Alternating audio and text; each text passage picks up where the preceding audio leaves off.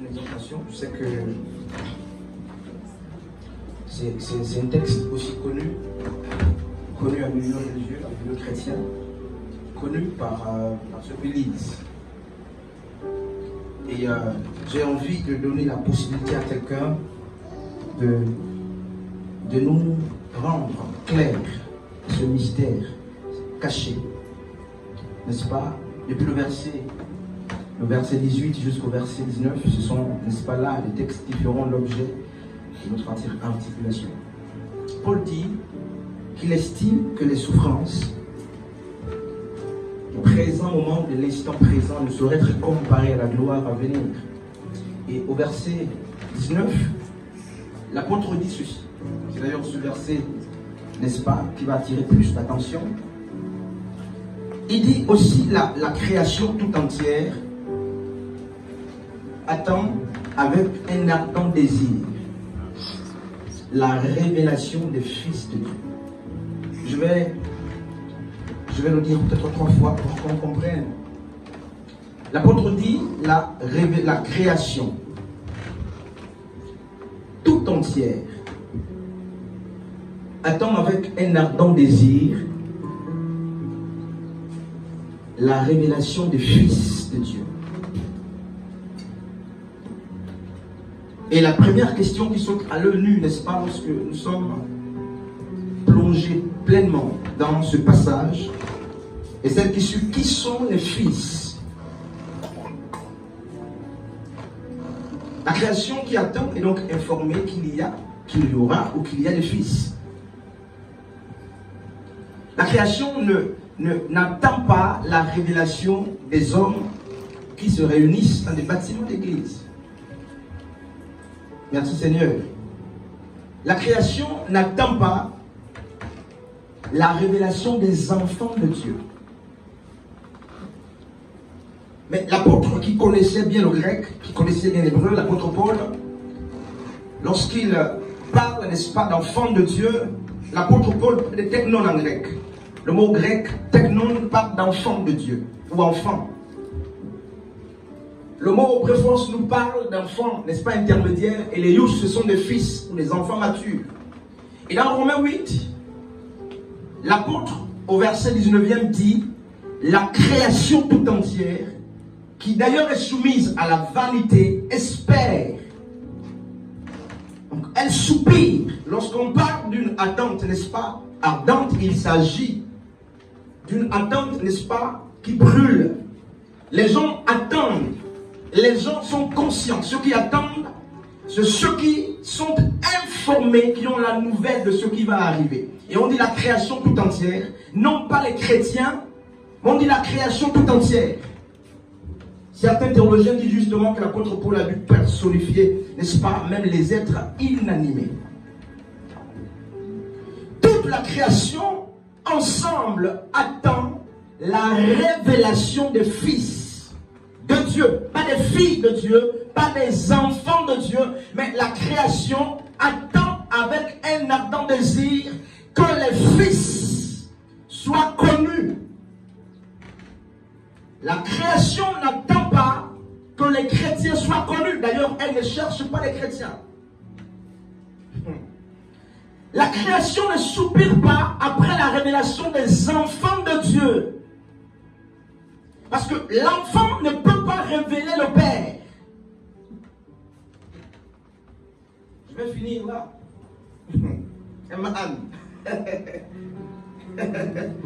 Ouais, c'est calme. Putain, on dit pile, on a fini. Et j'aime, n'est-ce pas, le sens emphatique justement de ce paragraphe. C'est bien fort. Dans Jean chapitre 1er au verset 12, la Bible dit ceci: car à tous ceux qui l'ont reçu, donc ceux qui ont reçu la parole, à tous ceux qui croient en son nom, la parole a donné le pouvoir de devenir enfants de Dieu. Et donc tous ceux qui ont accepté la parole sont légitimement appelés enfants de Dieu. Mais l'apôtre Paul, lorsqu'il écrit, n'est-ce pas, aux églises des maisons de Jérusalem, il dit ceci, que la création ne cherche pas les enfants de Dieu pour percer le mystère ou la révélation. Il dit, la création, c'est qu'il existe des chrétiens, il existe des disciples de Christ, il existe des enfants de Dieu. Mais elle ne cherche pas des enfants pour que le mystère soit révélé. Elle sait que le mystère ne peut être révélé que par des fils. Et il dit que cette création qui est informée au sujet, n'est-ce pas, de la gloire à venir, qui est informée, n'est-ce pas, des douleurs de l'enfantement qui est en train de vivre la terre, cette création sait aussi que le mystère ne sera perçu que par des fils. Et l'Église a besoin de fils. Où sont-ils? Et si je donnais à quelqu'un la possibilité de me dire s'il était fils? Pourquoi le fils? Et Paul 4 dit ceci. Aussi, plutôt, Galates 4, aussi longtemps que l'héritier demeure enfant, il n'est en rien différent, n'est-ce pas, d'un esclave. Aussi longtemps que l'héritier. L'héritier, justement, ben, c'est l'enfant aussi. Donc, aussi longtemps, si on devait parler en grec, que, n'est-ce pas, le teknon demeure nepios, il n'est en rien différent d'un esclave. Du coup, son héritage sera géré par un ambassadeur, par un administrateur. Et l'administrateur attendra justement que le teknon ou le nepios devienne un fils pour lui donner la charge pleine de ce qui lui revient de droit. Amen. Je ne sais pas si tu vois même, hein? Je ne sais pas. Quelqu'un voit où on part. Ça me regarde l'expression faciale. Ça ne passe plus bien. Ça ne passe pas bien. Alors qui est fils? Où sont donc les fils? Et je vais nous répondre avec les Écritures. Frères et sœurs, le monde en douleur, en souffrance, ne cherche pas des ministres de Dieu. Le monde en souffrance ne cherche pas des pasteurs, des docteurs, des apôtres, des diacres. Non. Il n'a rien à faire avec ce titre. Le monde ne cherche pas des milieux ecclésiaux ou ecclésiastiques. Ce n'est pas ce qu'il cherche. Il souffre. Qu'est-ce qu'il cherche? Alors, lorsqu'on lit la première fois, ou les premières lectures de Romains chapitre 8, 19, on a 2 ou 3 voyages. Le premier peut nous amener à croire que il revient à Dieu de révéler les fils à la création qui soupire. 1, 2. Le deuxième voyage peut nous amener à croire qu'il revient au fils de révéler Dieu.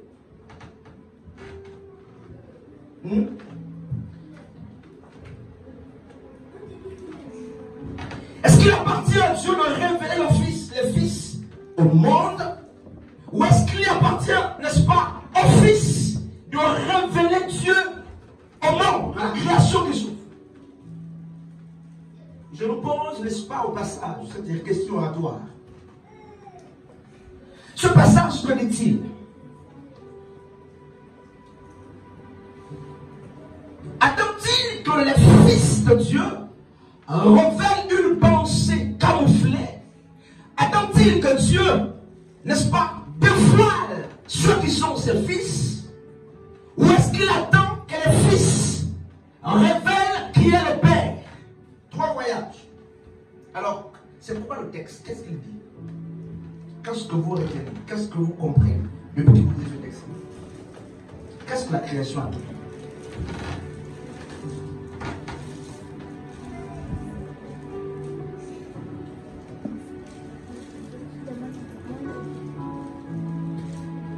Non.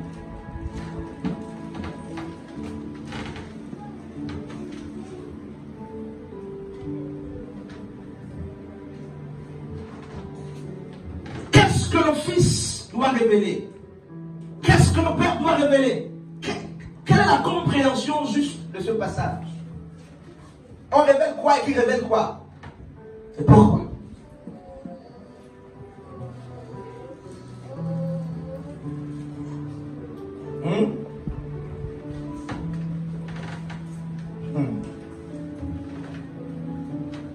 Vous sentez, on se rend compte qu'on se vante un peu trop de notre identité en Christ. C'est très bien lorsqu'on connaît son identité en Christ. Et vous verrez justement que notre identité même est affirmée par des objets qu'on transporte lorsqu'on vient par exemple dans les milieux de culte. Regardez les Bibles, regardez les petits sacs, regardez les foulards, l'habillement, n'est-ce pas? Regardez justement comment nous sommes toujours endimanchés. Il semble que certains justifient leur appartenance à Dieu par des choses qui ornent le corps. D'autres vont justifier, n'est-ce pas, leur appartenance à Dieu par des dons de ministère. Mais j'ai toujours dit aux gens que les dons n'appartiennent pas aux chrétiens. Les dons sont une affaire divine. Même les païens ont des dons. Attention. D'autres vont justifier, n'est-ce pas, leur appartenance à Dieu par la démonstration de puissance. Et Matthieu chapitre 7 nous dit clairement que la puissance n'appartient pas qu'à Dieu. Le miracle n'est pas que dans le milieu de Dieu. Mais le miracle est divin, il est spirituel. Donc tous les milieux mystico-spirituels peuvent opérer. Donc l'opération ne suffit pas pour qu'on dise que ce milieu appartient à Dieu. D'autres vont justifier leur appartenance à Dieu par la connaissance. Satan aussi connaît. Même les anges dessus connaissent. Finalement, comment justifier son appartenance à Dieu? D'autres diront, nous sommes enfants de Dieu parce que nous avons reçu la parole de Dieu. Mais lorsque vous regardez les commodités ou leur manière de faire, c'est diamétralement opposé, n'est-ce pas, à ce que dit la parole. D'autres vont justifier leur appartenance à Dieu en faisant la réunion, n'est-ce pas, le regroupement des dons qu'ils font dans la maison de Dieu, aux yeux des orphelins. Mais la Bible est claire. Il n'y a chez l'Éternel ni iniquité, ni égard, n'est-ce pas, pour l'apparence des hommes, ni acceptation des prix. Donc les sorciers aussi savent faire des dons qui camouflent le mal. Et nous sommes en fin d'année, on a vu comment beaucoup ont fait des dons. Frères et sœurs,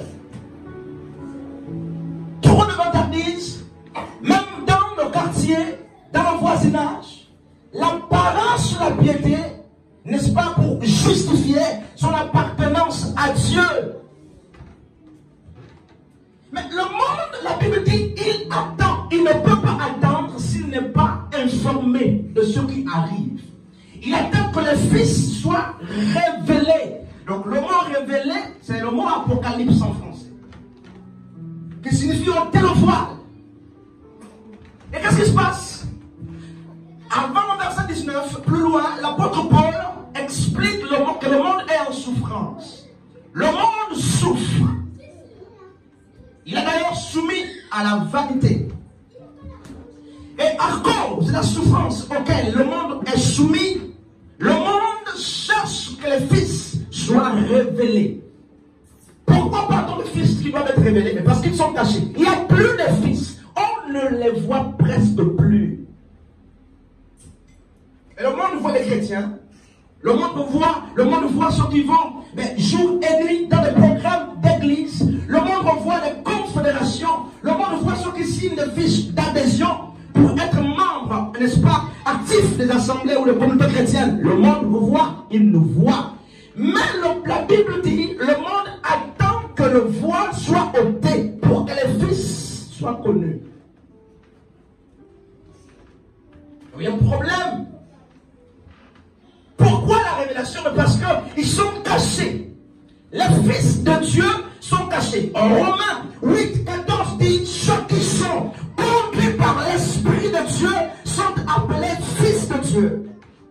J'aime est-ce que c'est ça maintenant? Il faut qu'on vérifie là, parce qu'il y a des choses qui circulent là. Romains, combien là? 8. Voilà. Voilà. Voilà. Ceux qui acceptent la parole conformément à Jean 1,12 deviennent enfants de Dieu. Ils ont l'Esprit de Dieu.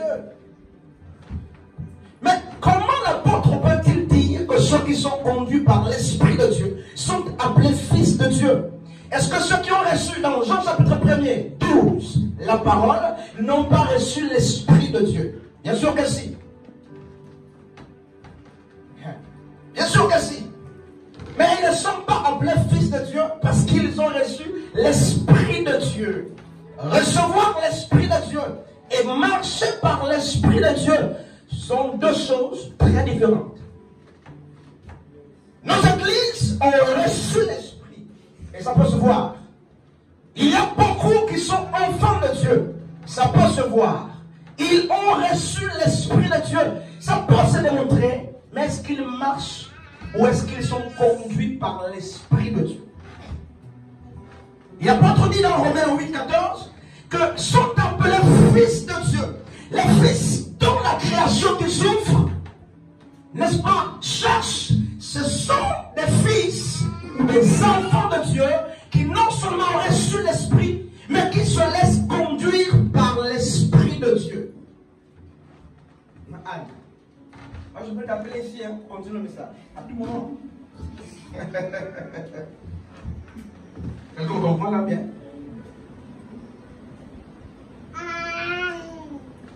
Non, il faut penser que ça soit clair. Parce qu'il y a quelque chose que j'ai envie de dire à la fin, dans quelques minutes. Frères et sœurs,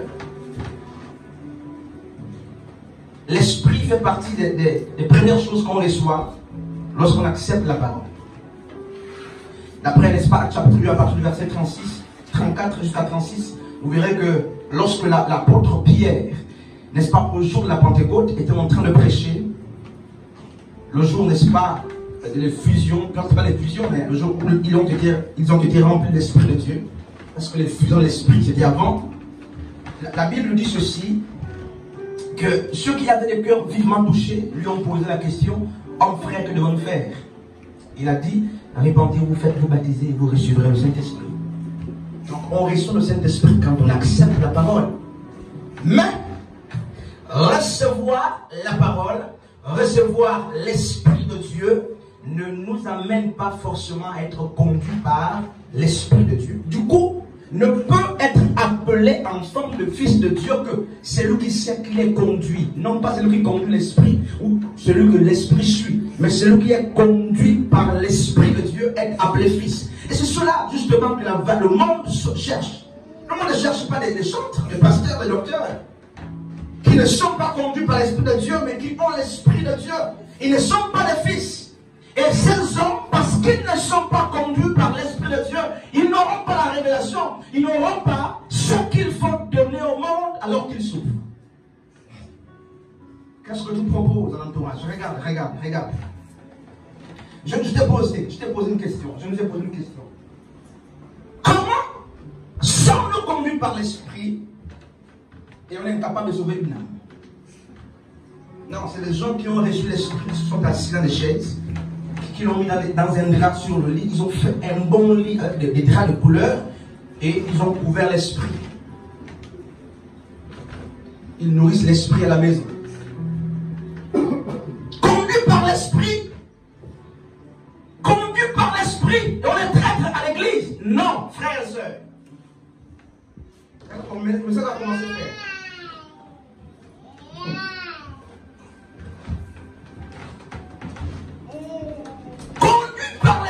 Ça veut dire quoi? Les pas que tu poses, tu les poses après les pas de l'Esprit. Il est devant, tu es derrière. Il met 3 pas, tu mets 3 pas. Tu marches sur les pas de l'Esprit de Dieu. Voyez, frères et sœurs, conduit par l'Esprit, l'Esprit montre la direction. Il impose la direction que tu suis. Et la direction de l'Esprit qui te conduit, te montre, peut être, n'est-ce pas, contradictoire par rapport aux aspirations personnelles ou aux aspirations des hommes. C'est pourquoi, pour l'avoir compris, l'apôtre Paul va plus loin dire ceci. Si je devais plaire aux hommes, je ne suis pas digne d'être appelé prédicateur de l'évangile. Alors, regardez l'église, je finis. La configuration de l'église est telle que l'église est bourrée, permettez l'expression, remplie des gens qui ont couru vers les eaux de baptême, les gens qui ont couru vers le baptême de l'Esprit de Dieu, mais qui refusent d'être conduits par l'Esprit, d'où l'amertume et les faux ailes. C'est pourquoi depuis que tu es en Christ, tu es assis. Parce que en réalité, regardez, Yeshua va laisser les apôtres à la chambre haute. Mais avant que l'Esprit ne vienne pleinement, rappelez-vous que Dieu, Yeshua, avait déjà donné l'Esprit aux apôtres. Lorsqu'il apparaît, après la résurrection, il a soufflé sur eux. Il a dit, recevez l'Esprit. la plénitude avant de se lever. La Bible dit ceci, ils étaient tous assis dans la chambre haute au jour de la Pentecôte. Ils ont déjà l'esprit mais assis. C'est l'église d'aujourd'hui qui s'est arrêtée, n'est-ce pas, à cette étape. Ils ont reçu l'esprit, mais assis à la chambre haute. Mais la plénitude de l'esprit les a fait quitter la chambre haute. Ils sont descendus, ils sont sortis. Ils sont sortis de là. Parce que l'esprit doit conduire. Il les a conduits dehors. Ils ne sont pas restés assez longtemps. Et ça a commencé à piquer. Et il y avait parmi eux un homme qui avait renié 3 fois Jésus. Pétros, Pierre, Céphas autrefois.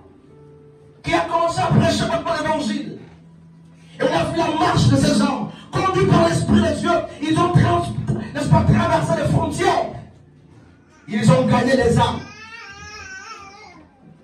Conduits par l'Esprit de Dieu, n'est-ce pas, j'ai vu Pierre, n'est-ce pas, être réprimandé par l'apôtre Paul au matin du ministère. Plus tard, c'est lui qui va dire on ne réprimande pas les aînés, n'est-ce pas, rudement ou en plein monde. Parce que l'Esprit te conduit, la réconciliation viendra. Conduit par l'Esprit, l'Église ne reste pas stagnée. Conduit par l'Esprit, on ne reste pas bloqué sur sa chaise.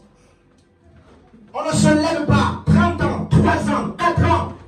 Il y a un problème. Je vous dis, il y a un problème. Quitte la dispensation de ceux qui ont reçu l'Esprit pour commencer à contempler les mystères de ceux qui sont conduits par l'Esprit de Dieu. Ils ne seront pas compris, ceux qui sont conduits par l'Esprit de Dieu.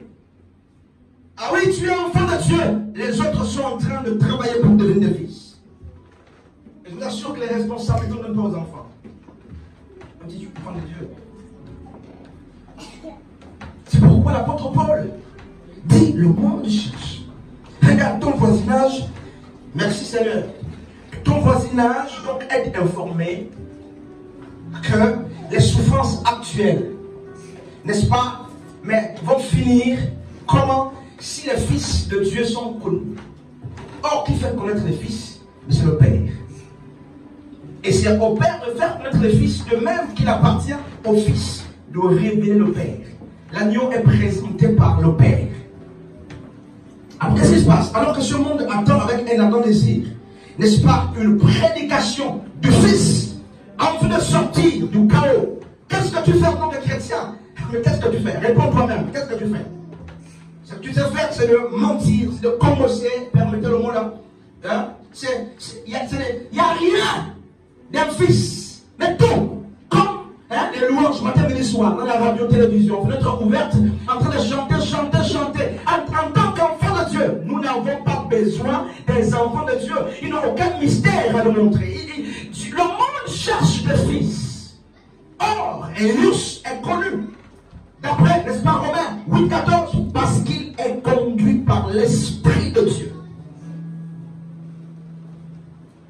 L'Esprit de Dieu te conduira dans ce que Yeshua a prêché, dans la réconciliation, dans l'amour, dans le pardon, dans la soumission. C'est là qui te conduira. Alors toi qui te conduis à la rébellion, toi, c'est l'esprit qui te conduit dans l'avarice. C'est l'esprit là qui te conduit dans le mensonge. C'est le même esprit et un autre esprit. Donc il y a un problème véritable, frères et sœurs. Nos églises sont assoiffées de fils. Et les fils, on ne les connaît pas parce qu'ils sont grands de taille. Les fils ne seront pas connus parce qu'ils prêchent bien, parce qu'ils chantent bien. La Bible dit qu'il faut que Dieu lui-même ôte le voile. Pour qu'on découvre qu'un tel est un fils de Dieu. Qu'un tel est, n'est-ce pas, le fils de Dieu. Frères et sœurs, travaillons pour être des fils. Et Jean, alors qu'il était sur le département en prison, regardez le fils. Il a été transporté par Dieu pour voir l'Apocalypse, n'est-ce pas, des Juifs. L'Apocalypse que nous lisons. Et il va adresser, n'est-ce pas, la révélation de Dieu aux 7 églises. Quelqu'un me dit cette église-là, ici, là, je vais vous montrer qu'il y a un problème. Jean écrit dans l'Apocalypse comme l'église, c'est lesquelles? L'Apocalypse là, c'est quelle église? Marie. Vous me citez cette église? Cette église? Marie? Tu le connais? Non. Il y a des problèmes. Je vous dis. Je suis lisé maintenant là. Il y a un problème, frère. Maintenant, pose-moi la question là, depuis quand tu as la Bible? Depuis quand tu lis Apocalypse? Tu connais même pas cette église. À qui, n'est-ce pas, la lettre a été envoyée? Il y a des problèmes. Et lorsque Jean va être conduit profondément avec la vision, la Bible dit qu'il va même voir ce qui était écrit sur la cuisse du Messie. Merci Père. Jean ne cherche pas la nullité du Messie. Jean a vu la cuisse du Messie. Je ne sais pas si ça passe. Jean a vu la cuisse du Messie et ce qui était écrit. Roi des rois, Seigneur des seigneurs. Et il va percer le mystère, il va révéler ce mystère. Frères et sœurs, c'est au Fils que les mystères sont montrés. Par aux enfants de Dieu. Tu vas remarquer que depuis que tu es enfant de Dieu, ce titre ou ce nom, cette appartenance n'engendre absolument rien. Mais le jour que tu deviendras fils de Dieu, tu sauras que même lorsque tu es offensé, je suis en train de finir. Un fils ne gardera pas d'âme. Je suis en train de clôturer le message.